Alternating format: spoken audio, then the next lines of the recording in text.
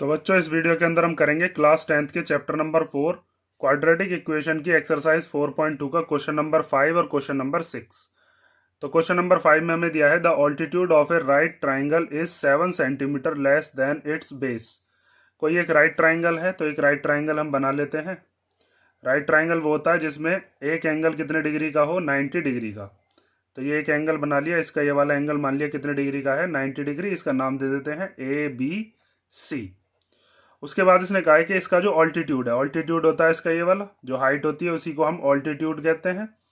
और ये हो गया इसका बेस, और ये क्या होती है इसकी, ये होती है इसकी हाइपोटेनियस।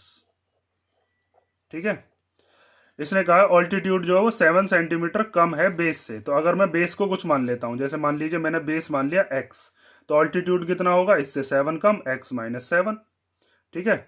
उसके बाद हाइपोटेनस बताइए वो कितनी है, 13। तो हाइपोटेनस हमें दे ही रखी है 13 सेंटीमीटर। तो हमें बतानी है कि ये बाकी की जो दोनों साइड्स हैं इनकी लेंथ कितनी होगी, मींस ऑल्टीट्यूड की वैल्यू कितनी है और बेस की वैल्यू कितनी है। तो सबसे पहले इसके अंदर आपको क्या करना होगा, जो चीज़ आपने मानी है उसको लिख लेते हैं, फिर उसके बाद हम एक क्वाड्रेटिक इक्वेशन बनाएंगे। तो सबसे पहले हम लिखते हैं कि let the base of right triangle be x centimetre. ठीक है, x सेंटीमीटर का इसका बेस मान लिया। तो ऑल्टीट्यूड क्या हो जाएगा, द ऑल्टीट्यूड बी, ऑल्टीट्यूड कितना हो जाएगा, इससे 7 कम, 7 सेंटीमीटर कम बताया था, तो वो गया x माइनस 7 सेंटीमीटर। और हमें हाइपोटेनस दे ही रखी है, तो यहाँ पर हम लगाएंगे पाइथागोरस थ्योरम। तो आप यहाँ पर लिखोगे by using Pythagoras theorem, Pythagoras theorem. तो पाइथागोरस थ्योरम क्या होती है, पाइथागोरस थ्योरम के अंदर बेस का स्क्वायर प्लस ऑल्टीट्यूड का स्क्वायर, या परपेंडिकुलर भी कहते हैं हम इसको, इन दोनों के स्क्वायर का जो सम है वो हाइपोटेनियस के स्क्वायर के इक्वल आता है। ये पाइथागोरस बाबा ने हमको बात बताई थी। तो बेस कितना माना है हमने, यहाँ पर बेस माना है हमने x, तो यहाँ पर x लिख लेते हैं। ऑल्टीट्यूड क्या माना है, ऑल्टीट्यूड है x माइनस 7, तो यहाँ पर x माइनस 7 का स्क्वायर। और हाइपोटेनियस कितनी है वो हमें दे रखी है, वो है हमारे पास 13, तो उसका स्क्वायर। बेस और ऑल्टीट्यूड एक तरफ आते हैं, उनके स्क्वायर का सम हाइपोटेनियस के स्क्वायर के इक्वल बैठता है। अब इसको सॉल्व कर लेना, एक क्वाड्रेटिक इक्वेशन बन जाएगी। तो एक्स स्क्वायर कितना हो जाएगा, एक्स का स्क्वायर करेंगे तो एक्स स्क्वायर, यहाँ पर ए माइनस बी के होल स्क्वायर का फॉर्मूला लगा लो, जो कि क्या होता है A square plus B square minus 2ab। यहाँ पर मैं फॉर्मूला लगा रहा हूँ ए माइनस बी का होल स्क्वायर, जो कि होता है A square plus B square minus 2ab। ठीक है। ए की जगह पर एक्स मानते चलेंगे, बी की जगह पर 7, तो इसको आप लिख सकते हो एक्स स्क्वायर प्लस 7 का स्क्वायर, बी की जगह 7 है, फिर माइनस 2ab, तो 2 एज इट इज आ गया, ए की जगह पर x और b की जगह पर 7। 13 का स्क्वायर करते हैं तो कितना आता है 169।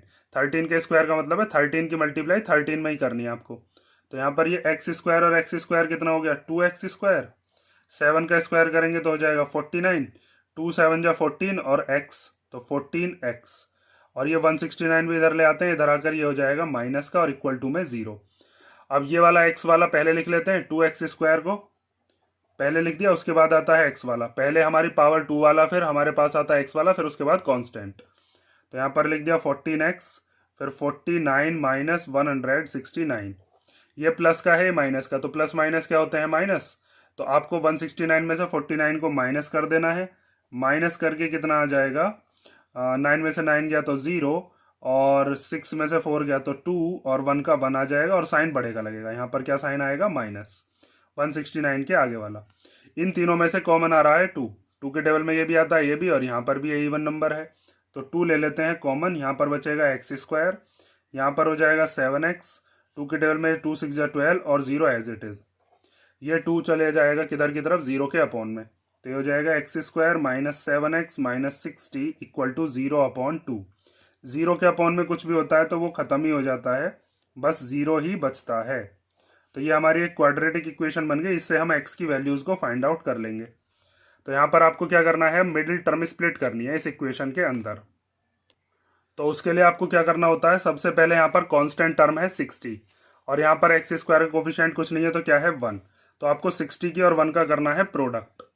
तो प्रोडक्ट करके क्या आ जाएगा 60 इंटू 1 का जब हम प्रोडक्ट करेंगे तो वो आएगा 60। उसके बाद आपको कांस्टेंट क्या आएगा साइन देखना होता है, वो है माइनस। माइनस करके आपको मिडिल वाली टर्म लानी है, वो की क्या है 7। तो 60 के फैक्टर कर लो। तो 60 2 के टेबल में आता है 30 बार, फिर 30 आता है 2 के टेबल में 15 बार, 15 आता है 3 के टेबल में 5 बार, और फिर 5 आता है अपने ही टेबल में 1 बार। तो यहाँ से आप लिख सकते हो 2 2 जा 4 और 4 3 जा 12, और 12 में से हम 5 माइनस करेंगे तो कितना आएगा, इन तीनों से मिलाकर आ गया 12 और ये आ गया 5। तो 12 में से 5 गया तो कितना आएगा 7, और 12 5 जा होते भी 60 हैं। हमें मल्टीप्लीकेशन करके 60 लाना था, प्रोडक्ट करके 60 और माइनस करके 7। तो आप इस 7 को रिप्लेस कर दोगे किस किस से, 12 से और 5 से। यहाँ पर लिख देता हूँ मैं इधर, यहाँ पर हम कर रहे हैं एक्स स्क्वायर माइनस, और 7 की जगह पर खाली जगह छोड़ देंगे, यहाँ पर हो जाएगा 12 माइनस 5, फिर x माइनस 60 और इक्वल टू में 0। तो X square as it is आ जाएगा, माइनस अंदर ले जाओ तो माइनस का 12x minus minus plus 5x minus 60 equal to में 0। शुरुआत के दोनों में से x कॉमन आ रहा है तो x कॉमन ले लो, यहाँ पर बचेगा x, यहाँ पर क्या बचेगा 12। 5 और 60 में से 5 कॉमन आ जाएगा तो यहाँ पर क्या बचेगा x। 5 की 12 में 60 कितनी बार आता है, 60 में से अगर आप 5 कॉमन ले लोगे तो 12 बचेगा। तो यहाँ पर आ गया 12 और इक्वल टू में 0।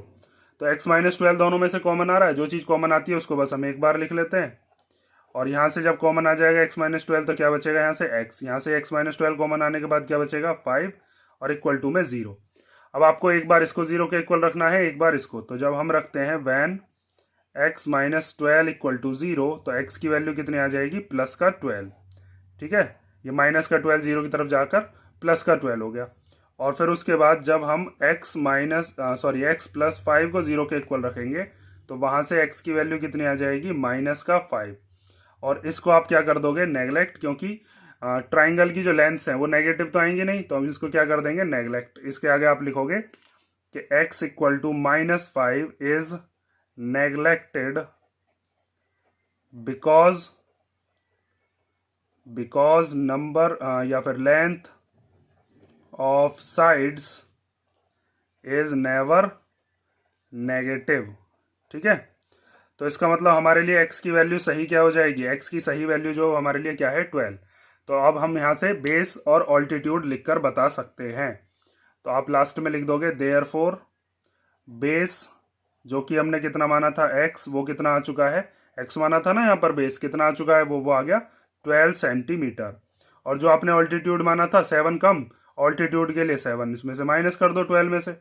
तो ऑल्टीट्यूड इक्वल टू माना था x माइनस 7 मीन्स 12 माइनस 7, जो कि कितना आ गया 5 सेंटीमीटर। ठीक है, और अगर आप देखो 12 का स्क्वायर और 5 का स्क्वायर करोगे, 12 का स्क्वायर होता है 144, 5 का स्क्वायर होता है 25, दोनों का सम करेंगे तो 13 का स्क्वायर ही बैठेगा वो। ठीक है, 13 का स्क्वायर 169 होता है। अब हम देखते हैं क्वेश्चन नंबर 6। तो क्वेश्चन नंबर 6 दिया है, a cottage industry produces a certain number of pottery articles in a day. कोई कुटीर उद्योग है जिसके अंदर क्या बनाए जाते हैं, मिट्टी के जो बर्तन हैं वो।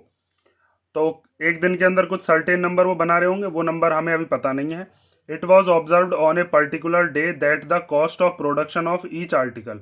ये देखा गया कि किसी एक दिन पर जो उनको बनाने की जो कॉस्ट है एक आर्टिकल को बनाने की, वो कितनी थी, वो थी 3 more than twice the articles produced on that day.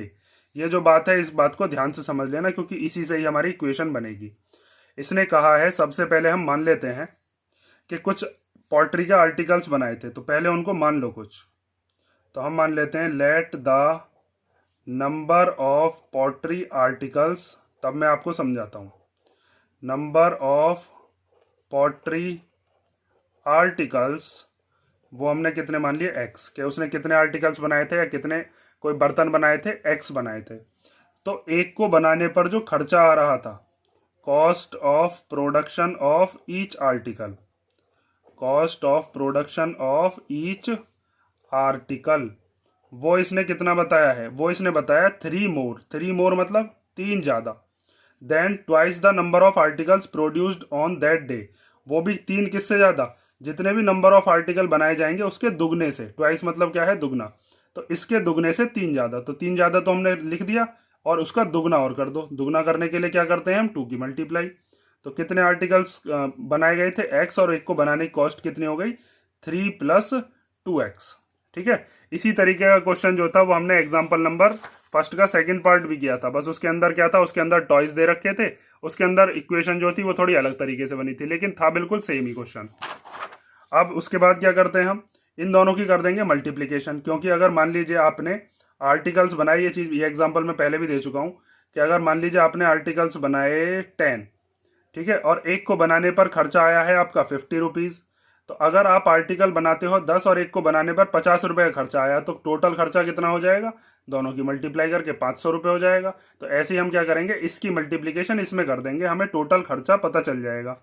और इसने बताया भी है the total cost of production on that day was ₹90। तो आप इसकी मल्टीप्लीकेशन इसमें कर दो। तो अकॉर्डिंग टू क्वेश्चन हम करेंगे x की मल्टीप्लीकेशन 3 प्लस 2x में, और दोनों के मल्टीप्लीकेशन में क्या लिखेंगे, 90। ठीक है, 90 क्यों आया है, क्योंकि दोनों की मल्टीप्लाई करके हमें ये पता चल जाएगा कि टोटल कितना खर्चा हो रहा था, 90 रुपीज़ का। x की मल्टीप्लाई 3 में कर लो तो 3x, x की मल्टीप्लाई 2x में करोगे तो 2x² इक्वल टू 90। अब आपको क्या करना है, इस 90 को भी इधर ले आओ और इसको स्टैंडर्ड फॉर्म में लिख लो, पहले स्क्वायर वाला फिर x वाला और सबसे लास्ट में कांस्टेंट। तो इसको हम लिख देते हैं 2x² फिर प्लस 3x, और ये 90 इधर आएगा तो माइनस का और इक्वल टू में 0। ये दोनों तो पहले से ही इधर थे तो इनके साइन चेंज मत करने लग जाना। अब आपको क्या करना है, इसकी मिडिल टर्म स्प्लिट करनी है। तो मिडिल टर्म स्प्लिट करने के लिए यहाँ पर कांस्टेंट है 90 और जो आपका x² का कोफिशिएंट है वो है 2, इन दोनों की कर लो मल्टीप्लाई। मतलब इन दोनों का क्या कर लेते हैं, प्रोडक्ट, किस किस का, 2 का और 90 का। वो कितना आ जाएगा, वो आ जाएगा 180। उसके बाद यहाँ 90 के आगे क्या साइन है, माइनस, तो आपको माइनस करके लानी है मिडिल वाली टर्म जो कि क्या है 3। ठीक है, इतनी चीज समझ गए। अब हम क्या काम करेंगे, इस 3 की जगह पर छोड़ देंगे खाली जगह। तो 2x², 3 की जगह खाली छोड़ दी, यहाँ पर x और फिर -90 इक्वल टू में 0। अब क्या करो, ये जो 180 आया था इसके कर लो फैक्टर्स। तो 180 के फैक्टर्स जब हम करेंगे तो 2 के टेबल से कट जाएगा 90 बार, 90 आएगा 2 के में कितनी बार, 45 बार, 45 आता है फिर 3 के टेबल में 15 बार, और फिर 15 आता है 3 के में 5 बार, और फिर 5 आता है अपने में ही। तो यहाँ से आपको क्या बिठाना है, यहाँ से आपको लाना है 3। तो देखो 2 2 जा 4 और 4 3 जा कितना हो जाएगा 12। इन तीनों की मल्टीप्लीकेशन करके क्या आ रहा है 12, और यहाँ पर 3 5 जा कितना आ रहा है, 3 5 जा हो गए 15। तो अगर मैं 15 में से 12 को माइनस कर दूंगा तो 15 में से 12 को माइनस करके 3 आ जाएगा, और 15 की 12 में मल्टीप्लाई करेंगे तो 180 आएगा, क्योंकि इसी के तो फैक्टर्स हैं ये। ठीक है, तो इनका आपको पेयर बनाना आना चाहिए। वो धीरे धीरे आपने 8th क्लास में सीखा भी होगा, वरना आप प्रैक्टिस अब कर लोगे तो अब हो ही जाएगा। यहाँ पर आप क्या लिख दोगे, 15 माइनस 12। अब प्लस अंदर लेकर जाओ तो यहाँ से हो जाएगा 2x² प्लस 15x, फिर plus minus minus 12x minus 90 equal to 0। उसके बाद शुरुआत के दोनों में से क्या चीज़ कॉमन आ रही है, बस x कॉमन आता हुआ दिख रहा है तो x कॉमन ले लेते हैं। यहाँ पर बचेगा 2 और एक x बाहर आ गया, यहाँ से x बाहर आ गया तो क्या बचा 15। उसके बाद इन दोनों में से क्या चीज़ कॉमन आ रही है, इन दोनों में से आप कॉमन लोगे, दोनों में से माइनस तो कॉमन आ ही रहा है। उसके बाद हम देखते हैं दोनों के दोनों आते हैं 6 के टेबल में। ठीक है, 6 के टेबल में 12 कितनी बार आता है, 2 बार, और ये x एज इट इज बचा। 6 के टेबल में कितनी बार आएगा, 6 1 जा 6, और 9 में 6 गया तो 3 बचा, 3 और 0 30 हो गए, तो 6 5 जा 30। या फिर आप डायरेक्ट भी कर सकते हो, 15 6 जा 90 होते हैं। अब माइनस तो हमने कॉमन ले लिया, तो ये वाला जो 12x का x 2x बचा था ये भी प्लस का, और यहाँ पर 15 का आएगा साइन भी कैसा, प्लस का। और प्लस बनाना ही क्यों है, ताकि इस वाले ब्रैकेट से मैच कर जाए। मिडिल टर्म स्प्लिट में ये दोनों ब्रैकेट सेम लाने होते हैं। तो एक बार आप लिख लोगे, अब क्या, एक बार लिख लेंगे हम 2x प्लस 15 जो कि कॉमन आ रहा है, और दूसरे ब्रैकेट में क्या लिख लेंगे, x माइनस 6 और इक्वल टू में 0। एक बार इसको 0 के इक्वल रखो, एक बार इसको 0 के इक्वल रखो। तो van 2x plus 15 equal to 0, तो 2x इक्वल टू कितना हो जाएगा, ये प्लस का 15 इधर आकर माइनस का, तो x की वैल्यू कितनी आ जाएगी, -15/2। और ये जो x की वैल्यू आई है इसको हम करेंगे नेगलेक्ट, क्योंकि x की वैल्यू नेगेटिव नहीं हो सकती। मतलब नंबर ऑफ पॉटरी आर्टिकल्स जितने हमने बनाए थे वो बर्तन, क्या वो माइनस में नंबर बनाए होंगे बर्तन। तो यहाँ पर आप क्या लिखोगे कि इसको हम क्या कर देंगे, इग्नोर्ड या फिर neglected because number of pottery articles pottery articles is never negative. ठीक है, अब देखते हैं दूसरा वाला क्या था। दूसरा वाला था हमारे पास x माइनस 6 इक्वल टू 0। तो माइनस का 6 जब इधर आ जाएगा तो कैसा हो जाएगा, ये हो जाएगा प्लस का 6। तो x की वैल्यू 6 आ गई। तो इसका मतलब हम कह सकते हैं नंबर ऑफ आर्टिकल्स कितने थे हमारे।